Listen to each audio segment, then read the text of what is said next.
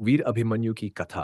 अभिमन्यु अर्जुन और सुभद्रा के पुत्र एक वीर योद्धा थे और कुरुक्षेत्र युद्ध के दौरान उनकी शहादत अमर हो गई।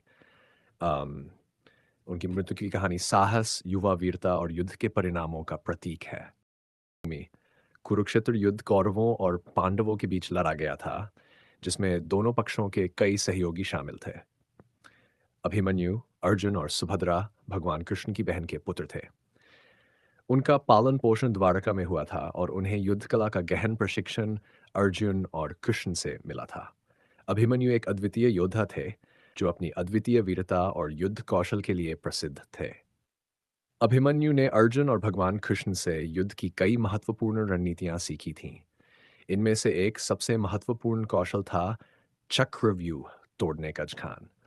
हालांकि अभिमन्यु को चक्रव्यूह में प्रवेश करने की विधि ज्ञात थी, मगर उन्हें यह नहीं पता था कि उससे बाहर कैसे निकला जाए। यही कमी उनके दुर्भाग्य का कारण बनी। चक्रव्यूह एक जटिल सैन्य संरचना थी, जिसे कुरुक्षेत्र युद्ध के 13वें दिन कौरवों के प्रधान सेनापति द्रोणाचार्य ने बनाया था। यह व्यवस्था इतनी कठिन थी कि इसमें प्रवेश करने के बाद दुश्मनों का बच पाना लगभग असंभव था। द्रोणाचार्य ने चक्रव्यूह की रचना युधिष्ठिर को बंदी बनाने के उद्देश्य से की थी। यदि युधिष्ठिर को बंदी या मार दिया जाता, तो युद्ध कौरवों के पक्ष में समाप्त हो सकता था। पांडवों की सेना में केवल अर्जुन ही चक्रव्यूह को तोड़ने की कला जानते थे, लेकिन द्रोणाचार्य ने एक चाल चलते हुए अर्जुन को युद्ध क्षेत्र से दूर भेज दिया, जिससे कि पांडवों के पास चक्रव्यूह तोड़ने का कोई उपाय न बचे। अर्जुन के अनुपस्थित रहने के कारण पांडव सेना असमंजस में पड़ गई। इसी समय अभिमन्यु ने आगे आकर कहा कि वह चक्रव्यूह में प्रवेश कर सकते हैं, हालांकि उन्हें इससे बाहर निकलने का तरीका ज्ञात नहीं था। पांडवों ने अभिमन्यु की योग्यता पर विश्वास करते हुए उसे अनुमति दी, यह वादा करते हुए कि वे उसके पीछे पीछे आएंगे और सहायता करेंगे, परंतु यह वादा जल्दी टूट गया। 16 वर्ष के अभिमन्यु ने अपने रथ पर सवार होकर अद्भुत कौशल और साहस से चक्रव्यूह में प्रवेश किया।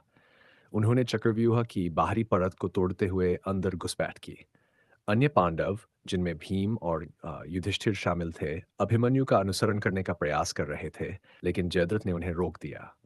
जयद्रथ, जो सिंधु देश का राजा था और कौरवों का सहयोगी था, उसे भगवान शिव से वरदान प्राप्त था कि वह एक दिन के लिए पांचों पांडवों को अर्जुन को छोड़कर रोक सकता था।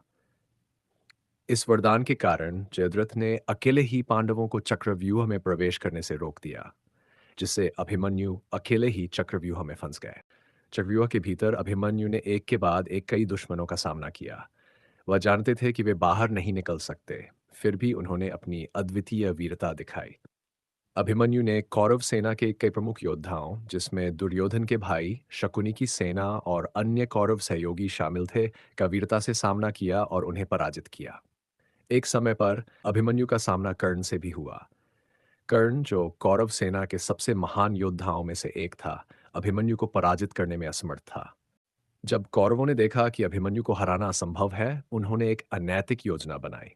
द्रोणाचार्य, कर्ण, कृपाचार्य, अश्वत्थामा, दुर्योधन और शकुनी सहित 6 महान योद्धाओं ने मिलकर अभिमन्यु पर एक साथ हमला करने का निर्णय लिया।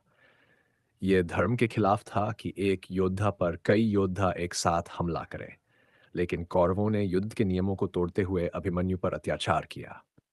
अभिमन्यु अपने रथ, धनुष और घोड़े खो देने के बाद भी अद्भुत वीरता से लड़ते रहे। वह तलवार और ढाल से लड़ते हुए कौरव योद्धाओं को मारते रहे। यहाँ तक कि जब उनकी तलवार भी टूट गई, तो उन्होंने रथ का पहिया उठाकर उसे हथियार के रूप में इस्तेमाल किया, जो उनके मामा भगवान कृष्ण के प्रसिद्ध युद्ध चिन्ह की याद दिलाता है। लेकिन अंततः कौरवों की विशाल सेना के सामने अभिमन्यु पराजित हो गए। अंत में कर्ण ने उन्हें मार डाला। अभिमन्यु की मृत्यु पांडवों के लिए अत्यंत दुख का कारण बनी। जब अर्जुन, जो युद्ध क्षेत्र से दूर थे, लौटे और अपने पुत्र की मृत्यु का समाचार सुना, तो वे गहरे शोक और क्रोध में डूब गए। अर्जुन ने प्रतिज्ञा की कि वह अगले दिन सूर्यास्त से पहले जयद्रथ को मार देंगे, जिसने पांडवों को चक्रव्यूह में प्रवेश करने से रोका था।